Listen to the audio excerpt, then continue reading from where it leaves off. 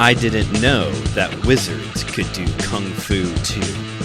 Welcome to my dojo. This is Kung Fu Pizza Party, and I'm your host, Brandon Knight. And today we are here on this Halloween to celebrate all things spooky with a review of Kung Fu from Beyond the Grave, starring the martial artist formerly known as Billy Chong.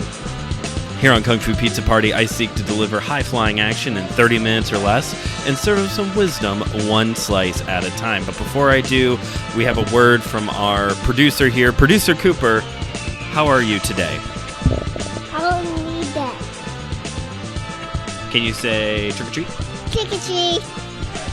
Who are you trick-or-treating as this year? You gonna be Iron Man? You were Ghost Spider at a different one. We bought both costumes. So, today I'm going to be talking about Kung Fu from Beyond the Grave, starring the man now known as Willie Dozin, probably more familiar to be known as Billy Chong. Willie Dozin is an Indonesian martial artist, actor, stuntman, director who has been around for forever. He has been making plenty of movies, is a little bit more known for his TV work in Indonesia, but Kung Fu from Beyond the Grave is today's film, and it is going to be...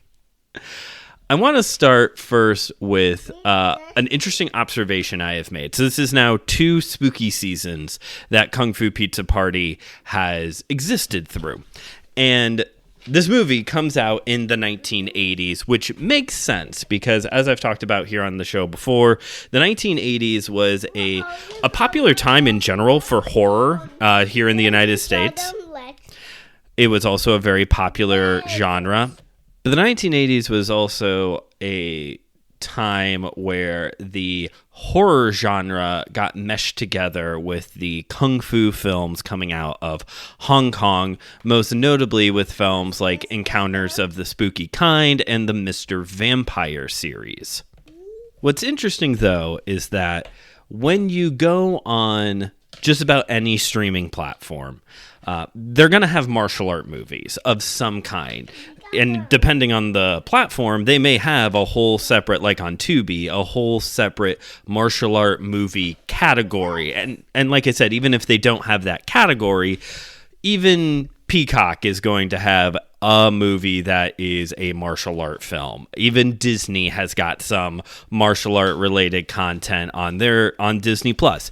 Horror, on the other hand, is one that just about everybody has some kind of horror category on their streaming platform. And of course, with this time of the year, they've got horror and then some, Huluween over on Hulu and other fun, everyone's got a ton of spooky content this time of the year. What is interesting is that with as easily accessible as horror movies are, and as easily accessible as kung fu movies are, especially on those platforms like Tubi or Roku, who just have a whole martial art movie category, finding these 1980s horror kung fu films is actually near impossible. It has been very difficult now, 2 years in a row, to find any of these movies. Encounters of the Spooky Kind and the Mr. Vampire films are not on streaming unless you're willing to go some of the back channel routes. And pirating's not for me. I can understand the argument for those who are fine with doing pirating. And so if that's you, or you're cool with some of the, not as credible websites, hey, that's up to you and the viruses you get on your computer for doing it. That's, Godspeed with that. Pirating's not for me. I would prefer to stay with at least, if you've been listening to the show long enough, you know that I do utilize the fast streaming channels the most with Tubi, Roku. YouTube has also been a great platform, although the difficult thing with YouTube is that if you are not buying or renting a film off of YouTube, instead you're just snagging hey, look, this whole movie is here, you're really taking a gamble on the film quality. There has been times I have watched movies on YouTube for free, and you'll get like the VHS tape wobbly, or the the colors are a little muted, or there'll be kind of that pop, that like jump pop that if you watched VHS tapes, you know what I'm talking about. Like, you could tell that this was either something that somebody had at one point in time recorded off of their TV with a VHS tape, or it was a bootleg they got at one point in time that they have since then transcribed over into a digital format. So I guess if in the future I want to talk about Encounters of the Spooky Kind and the Mr. Vampire movies, but it looks like I'm just going to have to go buy these movies if I'm going to want to talk about them, because they are very difficult to find on streaming.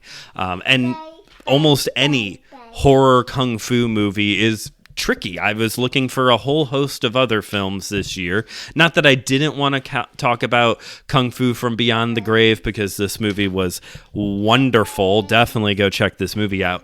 But I was trying to like pick and choose some other films that I was like reading about on Wikipedia or on IMDb and other websites that review films. I'm like, oh, that sounds good. Oh, that would be different. Trying to get a little bit of variety of spooky here on the show.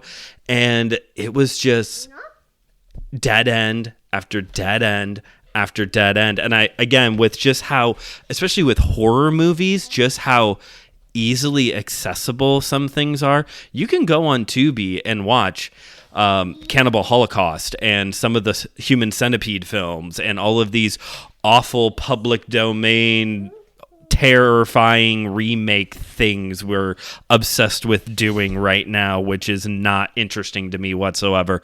Or what's the other one? Oh, all the Terrifier films. Like, you can go on Tubi and find some pretty jacked up stuff if you really wanted to. But Sammo Hung fighting vampires? No, that's going to be a hard no. You're going to have to fork over some cash. It's just like trying to watch any of the good Steven Seagal movies. You have to actually like pay to play. This is actually one of the reasons why last year I ended up reviewing Rigor Mortis. It did sound interesting, and I wanted to see how there was a lot of praise for the special effects in that movie, but it definitely wasn't my first pick. I was much more interested in other things. These are, especially with like Encounters of the Spooky Kind, are trailblazing films. These are like must-watch movies, and you must go somewhere else in order to watch them. That all being said, Kung Fu from Beyond the Grave was really enjoyable, and I did watch it on YouTube. Yet again, that seems to be a reoccurring theme here on the show over the past few episodes, so there will be a link for it in the description of this episode if you want to go check it out for yourself. This movie checks a lot of good boxes for me. I am uncultured. I am not a fancy cinephile, I think is the term that movie buffs go by. And honestly, I'm kind of glad I'm not, because that word sounds yucky. But I'm not like a refined like movie bro. I have some movies that are like a stereotypical movie that a guy would enjoy. The Last Samurai is one of my favorite films, for example. But look, a lot of movies nowadays, they're just too long. Some movies, yeah, they need a lot of time in order to tell their story. This is coming from the guy who enjoys watching the extended edition of The Lord of the Rings. Like, I do know that there are some movies that need more than 2 hours. Not every movie. There are a select few that need more than 2 hours. And I'm sorry, but you're really losing my interest when the movie is over 3 hours long.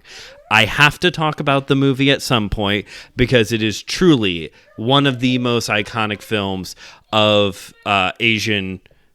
It is one of the most iconic Asian films that has made such an impact on culture there and on film culture here in the United States as well. But Seven Samurai is like 4 hours long, and so it's just really taking me a lot to get myself to sit down and watch it. I know it's fantastic. It is mandatory, required watching. I just don't have the patience for it right now. I got through Justice League Snyder cut of Justice League in 2 tries. I think it took me 2 days to get through that. So hope maybe I just need to break up Seven Samurai as well. But yeah, not every movie needs to be over 3 hours long. Not every movie even needs to be 2 hours long. 90 minutes in and out. That's what I want. Just give me a nice action-packed 90 minutes. We're in, we're out. And you know what? Another thing not every movie needs? A lot of nuance and context. Here's the weird thing. In real life, I'm very much the person who's like, we need to like understand the nuance and the context around why people make the decisions they make. And it's far more complicated than here are the good guys, here are the bad guys. There are certainly people who fall into each category, but to try and navigate all of life by categorizing people that way is exhausting. You know what is equally exhausting, though? When every movie spends the bulk of the film coming up with very nuanced reasons to make you dislike the good guy and kind of feel sympathetic towards the bad guy. Look, when I watch a movie, I actually do want the movie to be streamlined, I guess. I do want it to just be that bad guy, that good guy, they fight now. Like, I just need it to be simple more than complex. Again, just like movies being over 2 or 3 hours long, there are exceptions. There are times when those moral gray areas add to the furthering of the story. But in a lot of modern movies, I just feel like every movie is trying to make you sympathetic towards the bad guy. Like, okay, maybe Thanos has a point. No, Thanos is committing genocide. Worldwide genocide. Let's not try and make him sympathetic here. He is a bad guy. Please and thank you. So, with that, now that I'm done with my Grandpa Simpson old man yells at clouds moment, Kung Fu from Beyond the Grave just is like a chef kiss when it comes to these things. It's like 90 minutes long. Perfect. Thank you. No notes. And within before you get to the 5-minute mark, the plot of the film has been established.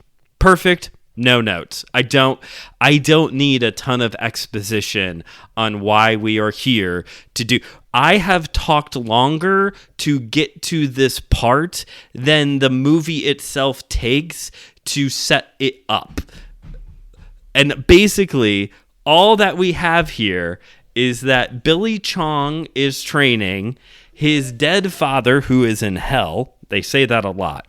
Who is in hell, comes back as a ghost to inform Billy who killed him.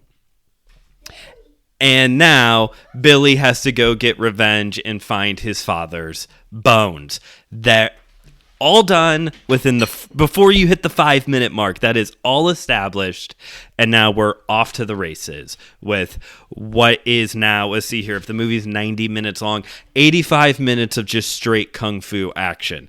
That's what we want, right? That's why you listen to this show. You want to know where the movies are, where there is just straight kung fu action. Billy Chong, let me talk to you. Billy Chong has one of the prettiest sidekicks I have ever seen. He is one of his go-to moves here in this movie. Just like this real clean, real sharp sidekick. It can only be rivaled by Chuck Norris, honestly. It is a very, very good sidekick. And it is the combat is just constant in this movie. He is always, whether he is fighting other humans or this wizard that he is kind of ends up being like the main antagonist of the film, the one person that he can't defeat because he's using black magic. By the way, I too did not know, from the quote I opened today's show with, I too did not know that wizards can do kung fu. Is that something we can do in Dungeons and Dragons? Because I've built characters for Dungeons and Dragons before, and I don't remember being able to mesh those things together. I'm going to start doing it. It's time for you, Dungeons and Dragons, to update your rule book so that way wizards can do kung fu. Should put that on next year's t-shirt. Wizards can do kung fu. Anyway, so he's fighting these humans who killed his dad. He's going up time and time again against this wizard who keeps using black magic. We have a little bit of like a Lord of the Rings thing going on here, Return of the King style, where he kind of gets like this army of ghosts to start helping him fight the wizard and the other humans, although these ghosts aren't anywhere near as great warriors as the ghosts in The Lord of the Rings. These are more so like playful, tricky ghosts. There's also this fantastic scene. It's the whole reason to...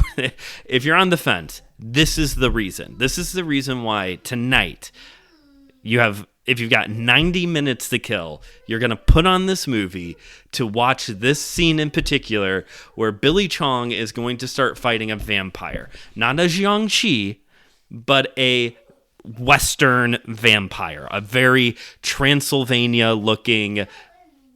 I almost said a very bad word. Very Transylvania-looking vampire, okay? And he's got the usual things. And we've talked about here before that when it comes to the Jiangshi, there is some overlap in principle on how you fight them versus how you fight like a Western vampire, as we here in the US and in Europe would kind of comprehend. I don't know if Canada has their own vampires or not. I hope they do, because I can make fun of them for it. But sorry, Canada. Sorry, all two of you who listen in Canada. But there are some similarities, but in principle, but there are differences. So like when you're fighting a Dracula-style vampire, there's a lot of like Christian symbolism that you can use, like the cross, to fight the vampire. Whereas with Jiangshi, you have to use, it's a lot of like Taoist emblems and things like that in order to battle them. There's certain foods, it's not garlic, but there's certain foods that work as well. One universal thing is the fact that they, like most monsters universally, there's this whole like, if you drop like a can of dry beans, if you pour out some Legos in the modern era, they have to stop and count each one. It's like this weird like OCD thing that was written into these characters a long, long time ago, that if there's a mess of things on the ground, they have to stop and count it. Great way to buy yourself some time if you're running away. Anyway, so when Billy Chong is fighting this Transylvania-style vampire, they do use a cross in order to battle it, and they do use garlic. But it's not just they've got like a garlic lanyard that they're wearing, because that usually shows up. It's like, garlic cloves all kind of like strung together that you wear. Oh no, he's throwing cloves of garlic at the vampire and it explodes. Not like the vampire explodes entirely, but it's like it's almost like a firecracker. Every time one of the cloves hits the vampire, it's like a firecracker goes off on him, and it's wonderful. It is worth watching the entire movie just to see this one scene. If you're here for the high flying action, you're gonna get it. It was like watching any of these like 80s Jackie Chan films where it was just like fight scene, fight scene, fight scene, fight scene, fight scene. But this one specific fight scene where he is going up against this vampire and he's throwing cloves of garlic at it, and the garlic explodes upon contact with the vampire. That alone is worth the free price of admission to stream this movie. So yeah, take some time this evening, if you've got it, to put this on. Enjoy some kung fu action. Enjoy some horror. As a horror movie, I will say it's not that scary. Honestly, I always watch these movies when Cooper's not around, just in case, because as we have talked about before, there's plenty of nudity in a lot of these movies. But it also can be violent and in the 70s, there are certain words that they do like to say that I would prefer if Cooper didn't start learning how to say already. And so I did watch this after he went to bed, but from what I can recall, it is a movie that you can put on in a mixed company, and it shouldn't. I don't remember there being anything like upsetting. Rigor Mortis came with like all the trigger warnings last year, and even Legend of the Seven Golden Vampires had a few things in it that's like, okay, this part's not for children. But by and large, this was a good horror-wise, not much, hardly anything that was like truly terrifying. But it is a creepy film. Like, if you're looking for the aesthetic of horror, definitely has it. The practical, there's a lot of practical effects used in this movie. How the ghost dad looks at the very beginning of the film, and then when he pops up at various other points in the movie, the makeup looks really good. The Western vampire is very like the cheesy white makeup. It's very like, oh, you are not a Jiangxi, you are a Transylvanian vampire. Cool. But yeah, it's like, if you're looking for more of that like horror aesthetic watch, this would definitely be the movie to put on. Of the ones I have reviewed this spooky season, if you're looking for like a true horror movie, Silent Rage is going to be the one. If you're looking for like a truly horror movie to watch, of the ones I've reviewed so far this spooky season, Silent Rage is going to be the one that is going to give you the most amount of like jump scares. I would say the best one was probably Predator Killer of Killers, but Kung Fu from Beyond the Grave, as long as you understand like what you're getting into, this was a very enjoyable film. I would definitely watch this movie again. Honestly, of all of the ones I've watched this season, this is the one that I would be the most eager to rewatch, because it was just a very good blend of constant kung fu action and good horror aesthetic. I would definitely watch it again, maybe even making it a regular part of my spooky season watch. And then I would definitely, honestly, I probably would buy a copy of it as well. If anything, because who knows if I'll be able to get my hands on it for free again. Because, as I said back at the beginning of this episode, these movies are just difficult to find. It's odd, but it is difficult to find some of these. So that's it for me for today's episode. But if I'm being honest, I don't think I'm done with the spooky stuff yet. I got a couple more I think I want to get to before we're like fully done with the season. It's gonna be a wild last 2 months here on Kung Fu Pizza Party, though, with NinjaCon right around the corner, and then wrapping things up with end of the year stuff. So buckle up. It's going to get a little cray-cray. Bruce Lee's birthday's on the way. It's going to be, I said cray-cray in 2025. Guess you should take me out back. But thanks for listening to today's episode. If you haven't yet already, please rate and review this show wherever you get your podcasts. Pass this episode along to a friend. Follow the show on Instagram at KungFuPizzaPrty and on Letterboxd, KungFuPizzaPrty, where you can get a review of the movie before it comes out on the podcast. And you can also check out my YouTube channel, Studio 219, a place for faith and pop culture. And check out the other great shows here on the Anazao Ministries podcast network, including Why I Don't Like, Systematic Geekology, and my sister show, This is Kung Fu Pizza Party. My sister show, My Seminary Life. I've been bulk recording MSL episodes. I guarantee one of those I said the wrong outro. But, yes, check out my other show, My Seminary Life, a show where I talk about faith, theology, philosophy, ethics, the whole wazoo, ministry, all those kinds of things. And don't forget, Friday Night Frights here on Anazao as well, hosted by Christian Ashley and Joe Day, talking about the eerie, the creepy, the supernatural, all that kind of stuff if you want some more spooky content. And that's it. Again, thank you all for listening. This has been Kung Fu Pizza Party, where I have delivered high-flying action in 30 minutes or less and served up some wisdom, one slice at a time.